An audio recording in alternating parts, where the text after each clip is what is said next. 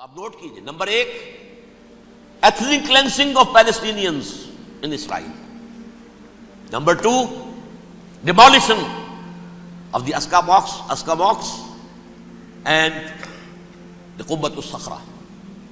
Number 3 امریکہ کو ultimatum, تم اب اپنے ٹانگ درمیان میں مت لڑاؤ، اور اس کے لیے دھمکی، اگر تم نے ہمارے معاملے میں رکاوٹ ڈالی تمہاری اینٹ سے اینٹ بجا دیں گے. نیتن یاہو نے یہ کہا تھا میں واشنگٹن میں آگ لگا دوں گا. یہ انہوں نے امریکہ میں عظیم ترین دہشت گردی کر کے امریکہ کی ایڈمنسٹریشن کو، انتظامیہ کو یہ دھمکی دے دی ہے کہ باز آ جاؤ. چنانچہ میں یہ بات کہہ کے پرسوں جمعے میں اپنی مسجد دارالسلام سے نکلا، شام کو، اسی شام کو میں نے ایریل شیرون کی تقریر سن لی T V per. It is not acceptable. Don't appease the Arabs at our expense. We are not going to become Czechoslovakia. We have to depend on ourselves only and rely on ourselves only. کیا مطلب ہے اس کا؟ کس کو سنا رہا ہے؟ امریکہ بہادر، ہم تمہارے محتاج نہیں ہیں، ہم تمہارے ٹکڑے اڑا دیں گے، ٹکڑے کر دیں گے تمہارے، تم بیچ میں آؤ تو صحیح. اب اور دیکھ لو ایک نشانی ہم تمہیں دکھا دیتے ہیں. مجھے 100% یقین ہے یہ پورا ہسٹوریکل پروسیس، اور جس جگہ یہ پہنچ گیا ہے، جس کریٹیکل پوائنٹ تک یہ پہنچ چکا ہے، یہ جو بھی حملہ ہوا ہے ورلڈ ٹریڈ سینٹر پر اور پینٹاگون پر، یہ اسرائیل کا کام ہے. اسرائیل سے کم تر کسی ادارے کے لیے ممکن ہی نہیں، اس لیے کہ اسرائیل کے ایجنٹ امریکہ کے پورے نظام کے اندر جو ہے گھسے ہوئے موجود ہیں، ہر جگہ موجود ہیں. جیسے سرطان کا پھوڑا ہوتا ہے پورے جسم میں وہ اپنی جڑیں جما لیتا ہے، ایسا ہے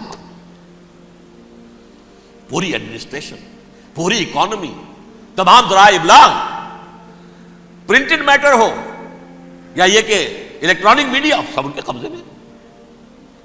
ڈیفنس کا سارا معاملہ ان کے قبضے میں ہے. کوئی اور طاقت یہ کر ہی نہیں سکتی. امریکہ، اس کے سیکیورٹی کے معاملات تہ در تہ، دائرہ اندر دائرہ، اس دائرے تک 100 میل تک کوئی جہاز آ جائے گا اگر کہیں جو کہ ان آئیڈینٹیفائی ہو تو یہ ہو جائے گا، کوئی اس سے آگے آگے تو یہ ہو جائے گا، اس سے آگے، اور وہ آ رہا ہے، چلا آ رہا ہے. پینٹاگون پر آ گیا ہے اور 1 گھنٹے بعد آیا ہے. پہلی سٹرائک جو ہوئی ہے ورلڈ ٹریڈ سینٹر، اس کے 1 گھنٹے کے بعد پینٹاگون پر آ گیا. پینٹاگون وہ تو یوں سمجھیے ان کی مملکت کا حساس ترین دفاع کا مرکز، اور اس کا 1/3 حصہ جلا کے راکھ کر دیا. انہوں نے یہ دھمکی دی ہے، لیکن اس سے ان کے پیش نظر مقاصد کیا تھے؟ 3. اس دہشت گردی کے 3 مقاصد. فوراً اس کا رخ موڑ دینا اسامہ اور اس کی القاعدہ کی طرف. امریکہ غصے میں لال بھبوکا ہو کر فوراً اقدام کرے، اور ایک طرف تو اسامہ اور ان کے ساتھ طالبان کا ٹنٹا مکا دے، اور دوسری طرف چونکہ پاکستان الائی ہے اور پاکستان کے عوام جو ہیں وہ طالبان کے ہمدرد ہیں، وہ اگر اٹھے تو ان کا بھی بیڑا گرک. ایک تیر سے 2 شکار تو ادھر ہو جائیں، جو مستقبل میں انہیں خطرہ ہے.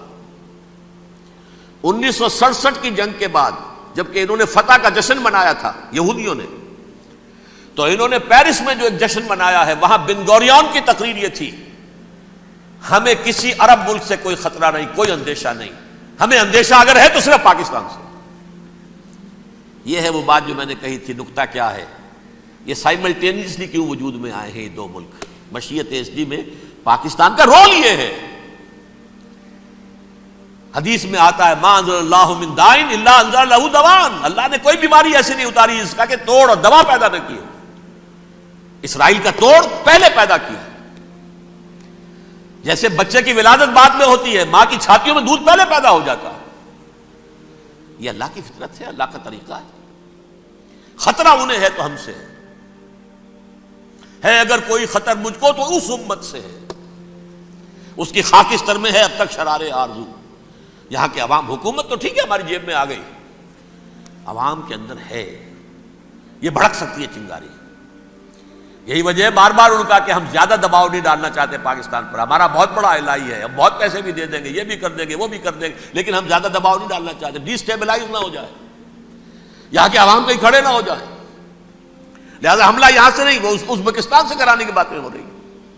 اندر خانے پوری سپورٹ ہے, لیکن یہ کم سے کم ظاہر نہیں ہونے دیں گے کہ کیا کچھ ہو رہا ہے, تاکہ یہاں کے عوام کے اندر وہ چنگاری جو ہے اس بارود کے اندر پڑ گئی تو یہ شاید ڈی اسٹیبلائز ہو جائے. لیکن ڈی اسٹیبلائز ہونے میں جہاں اس کا خطرہ ہے کہ پرویز مشرف کی حکومت ختم ہو جائے, وہاں اس کا بھی خطرہ ہے کہ پاکستان ختم ہو جائے. ڈی اسٹیبلائز ہونے کا مطلب کیا ہے؟ بھارت کو واک اوور دے سکتے, جاؤ اب گھس جاؤ, تم پولیس ایکشن کرو, یہاں اب امن نہیں رہا ہے, ہم امن قائم کرنے آ جائیں. یا یونائٹڈ نیشنز کی فوجیں K4 آ جائے یہاں پر امن قائم کرنے کے لیے, اور ہماری جو ایٹمی صلاحیت ہے وہ تو ویسے ہی برباد ہو جائے. ایک چیز تو ان کے پیش نظر یہ تھی, اس میں تو اللہ تعالیٰ نے کچھ تھوڑی سی عافیت پیدا کر دی ہے. ان کا خیال تھا کہ غصے میں آگ ببو کا ہو کر امریکہ جو ہے بھوکے شیر کی طرح ٹوٹ پڑے گا بس, لیکن وہاں وہ اپنے باپ کی طرح کولیشن بنانے کی فکر ہو گئی اسے. کولیشن بنتے بنتے تو وقت لگتا ہے, بستی بسنا کھیل نہیں, بستے بستے بستی ہے.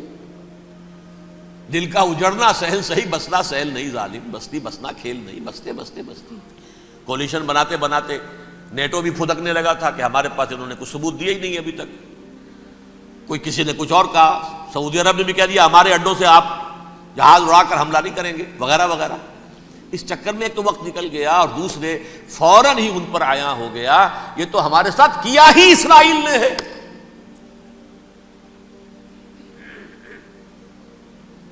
لیکن یہ بات لیک نہیں کرنا چاہتے. میں نے خود سنا اور بھی بہت لوگوں سے کہا کہ یہ باقاعدہ اسٹیٹ ڈپارٹمنٹ کی طرف سے ٹی وی پر, CNN پر, BBC پر یہ اعلان آیا کہ یہ جو انویسٹیگیشنز ہو رہی ہیں اس حادثے کی تحقیقات کی, اس کی معلومات لیک کیوں ہو رہی ہیں, لیک نہیں ہونی چاہیے. کیوں؟ اسامہ کے خلاف اگر کوئی ثبوت ہے لیک ہو جائے 1000 مرتبہ, کسی کو کوئی نقصان ہے؟ یہ کون سا تھا, کون سا لیکیج ہے جسے روکنا مقصود ہے؟ وہ تو ہمارا متمنا ہے, ہمارا بیٹا ہے, وہ کر رہا ہے. اس گھر کو آگ لگ گئی گھر کے چراغ سے, but they have given a message to the United States of America, ہمارے راستے میں اب مت آنا, ہم پر دباؤ نہ ڈالنا. Don't appease the Arabs at our expense. یہ الفاظ ہیں شیرون کے. ان کی خوشامد, ان کو خوش کرنا, ان کو پسند کرنا, ان کو راضی کرنا ہماری کوشش پر